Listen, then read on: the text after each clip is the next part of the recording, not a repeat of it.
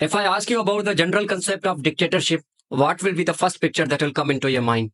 Obviously, you may be thinking about Adolf Hitler, George Bush, Mussolini, or any other authoritarian who has suppressed freedom of expression and individual liberty. But today, we're going to talk about the untold story of dictatorship.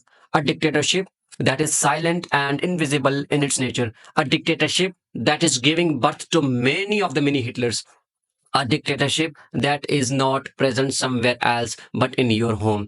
तो जी हाँ, आज हम बात करेंगे customary laws in the family system, जिसकी वजह से जो इंडिविजुअल्स हैं हमारे माशरे में, वो चलती फिरती जिंदा लाशें बन चुकी हैं, जिनका ब्रीदिंग स्पेस जो है वो हाल ही सफोकेट हो चुका है, जो हाफ हार्टेड लाइफ गुजारने पे मजबूर हो चुके हैं और जिनकी शख्सी आज़ादी का जनाजा निकल चुका है।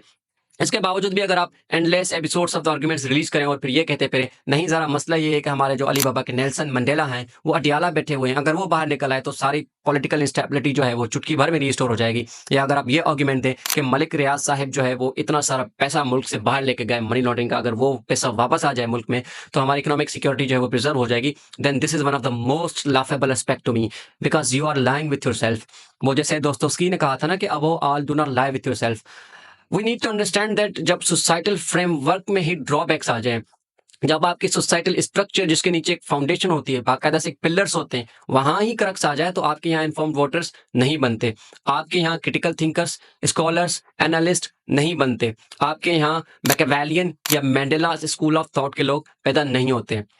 So moving furthermore, we can truly relate it with the essay of George Orwell 1984, जिसमें वो एक इमेजिनरी एक डिस्टोपियन सोसाइटी का कॉन्सेप्ट जो है वो इंट्रोड्यूस करवाते हैं और उसमें एक इमेजिनरी अथॉरिटी होती है जिसका नाम बिग ब्रदर होता है। वो बिग ब्रदर उस पूरी डिस्टोपियन सोसाइटी का बिग बॉस होता है और उस पूरी सोसाइटी के एक एक इंडिविजुअल के मूव को मॉनिटर करता है। वो एक ऐसी सोसाइटी होती है जो सर्वाइव करती है under a massive web of surveillance system.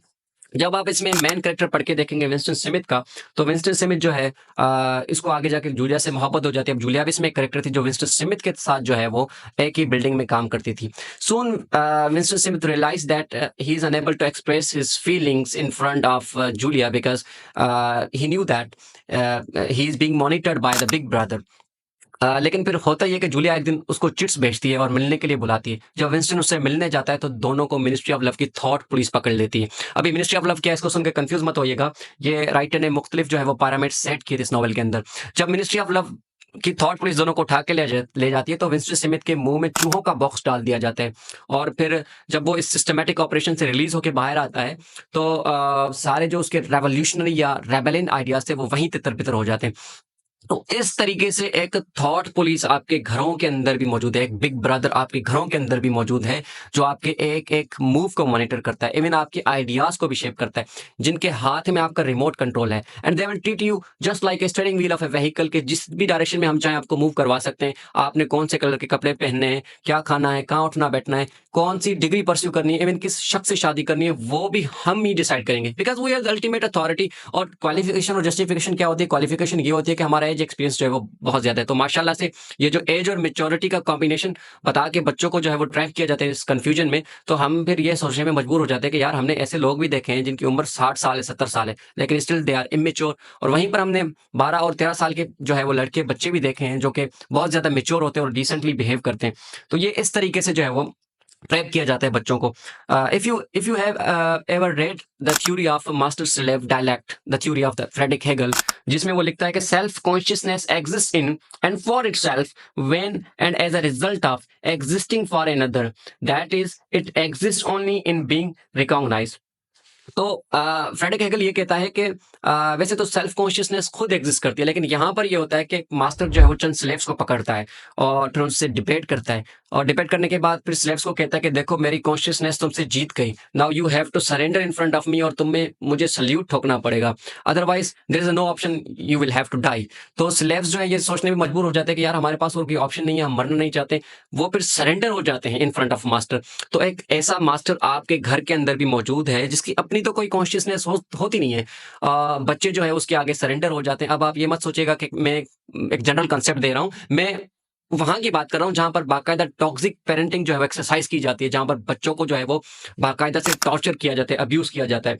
तो इसमें हेगल ये कहता है कि मास्टर जो है इसका पूरा जो डोमिनेंट फैक्टर है ना, वो ये है कि स्लेव्स पे उसकी जो है ना डोमिनेंसी पूरी डिपेंडेंट होती है, और उसका उसकी कॉन्शियसनेस भी जो है वो स्लेव्स पे डिपेंडेंट होती है कि वो उसको रिकॉग्नाइज करे और वो ही जो है उसके डिजायर्स को और उसके जो है ना ड्रीम्स को फुलफिल करे। तो उसी तरीके से घरों के अंदर पेरेंट्स भी बच्चों को कहते हैं कि बेटा मैं तो डॉक्टर नहीं बन सका, now you have to become doctor for me. क्यों?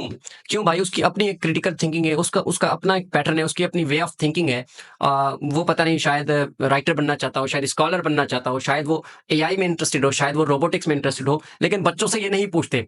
बच्चों को ये कहते हैं कि शट अप कॉल, और फिर उसके बाद जो है वो you are not even allowed to resist, या फिर आपने आगे से कुछ भी नहीं बोलना। सिर्फ आपका सोल पर्पस ये है कि हमें एंटरटेन करना है, रिश्तेदारों को खुश करना है, and you have to become the reason of our pleasure. यही सोल पर्पस है। बाकी अलाउड सिर्फ इस हद तक हो आप कि आपने सांस लेनी है, यही काफी है। तो इसको मिशेल फुको जो है वो भी बताता है कि जो पावर नॉलेज का नेक्सस है, तो घरों के अंदर ये पावर नॉलेज का नेक्सस आपको भी मिलेगा देखने को, क्योंकि फुको ये कहता है कि जो पावर है ना यही नॉलेज को शेप करती है। क्योंकि घर के अंदर जब एक अथॉरिटी होती है जिसको पावर होती है ना, वही नॉलेज को शेप करता है। यहाँ नॉलेज क्या हो गया? यहाँ नॉलेज जो है वो इंटरप्रिटेशन ऑफ आइडियाज हो गया, इंटरप्रिटेशन ऑफ ओपिनियंस हो गया।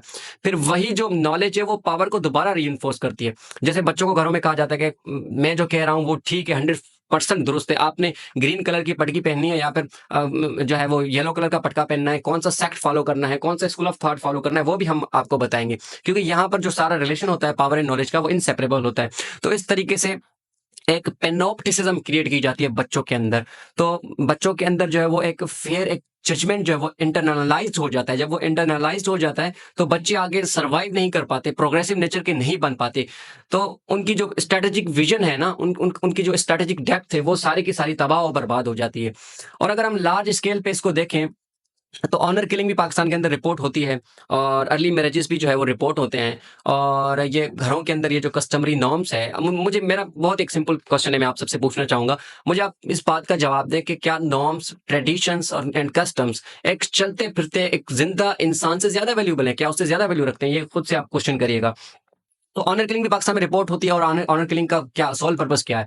वो ये है कि एक खातून ने उठ के हमें डिसऑनर कर दिया, अब उसको पकड़ो, जलाओ, मारो और काट डालो।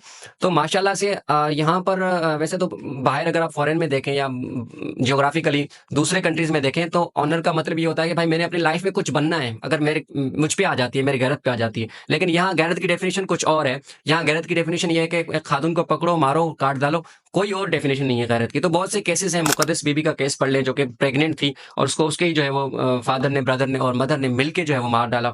दो शख्स को नहीं मारा यहाँ पर, बल्कि पूरे एक मुआशरे का, पूरी एक सोसाइटी का कत्ल किया।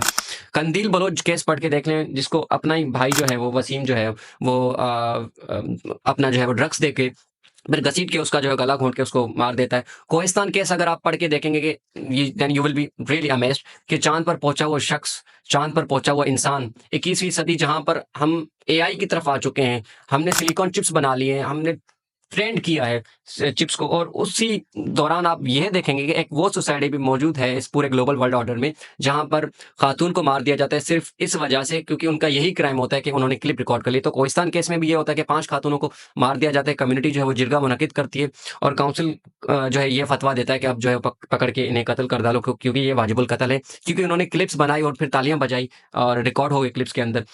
तो इस कदर आप देखेंगे कि अंबार बिछा हुआ है प्रॉब्लम्स का, लेकिन हम बात नहीं करते क्योंकि हमें तो फिर एक ही पॉलिटिकल बबल में ट्रैक किया जाता है। हमें तो लगता ही है कि इशू सिर्फ पॉलिटिकल है पाकिस्तान के अंदर, बाकी सोसाइटल फ्रेमवर्क पे हम तवज्जो ही नहीं करते। और इस पूरे क्रक्स के बाद, इस पूरे एक्सरसाइज के बाद अगर आपको फिर भी समझ में नहीं आता तो फ्रांसिस काफका के लेटर्स पढ़ के देखे जो उसने अपने नास्टिस बाप को लिखे थे, अपने फादर को लिखे थे। तो उसमें यू विल रियलाइज के जो एक्स्ट्रा ऑर्डिनरी एक शख्स, एक इन्फ्लुएंशियल फिगर 20th सेंचुरी का, उसके साथ उसका वालिद साहब क्या सलूक करता है। खैर उसको ट्यूबरक्लोसिस थी काफका को, और फिर वो रात को जब खांसता था तो उसका वालिद साहब उसको पकड़कर बालकनी में बाहर फेंक देता था और वो वहीं से सकता रहता था। तो इस कदर जो है एक सिस्टमैटिक ऑपरेशन है जो घरों के अंदर आपको मौजूद मिलेगी। पता नहीं कितने काफकाज हैं सोसाइटी में जो इसी तरीके से चलती फिरती जिंदा लाशें बन चुकी है और तबाह और बर्बाद हो गए बच्चे जो है, और अपनी जो है वो सेल्फ ऑटोनॉमी को और अपनी पर्सनल ऑटोनॉमी को जो है वो कॉम्प्रोमाइज़ कर लिया। अब इसका सॉल्यूशन ये है कि इस प्रॉब्लम को आइडेंटिफ़ाई किया जाए, मेन स्ट्रीम किया जाए। मेन स्ट्रीम नहीं करते हम तभी तो इसके सॉल्यूशन की तरफ नहीं आ सकेंगे, क्योंकि जब तक हम डिज़ीज़ को आइडेंटिफ़ाई नहीं करेंगे तब तक उसकी ट्रीटमेंट तक पॉसिबल ही नहीं है कि हम पहुँच सकें, और जब तक हम वायरस को आइडेंटिफ़ाई नहीं करेंगे उसके एंटीडोट तक नहीं पहुँच सकते। तो इस वजह से हमें एक डिस्कोर्स बिठाना होगा, और मोस्ट इम्पोर्टेंटली कैरियर काउंसलिंग जो है करनी पड़ेगी बच्चों की, और पेरेंट्स की भी जो है वो काउंसलिंग करनी पड़ेगी, ताकि फिर हम इस पूरे क्रच से बच पाएँ और इस पूरे चैलेंज से जो ओवरकम कर पाएँ, एंड इंशाल्लाह after that we will get a better result. Thank you so much for watching.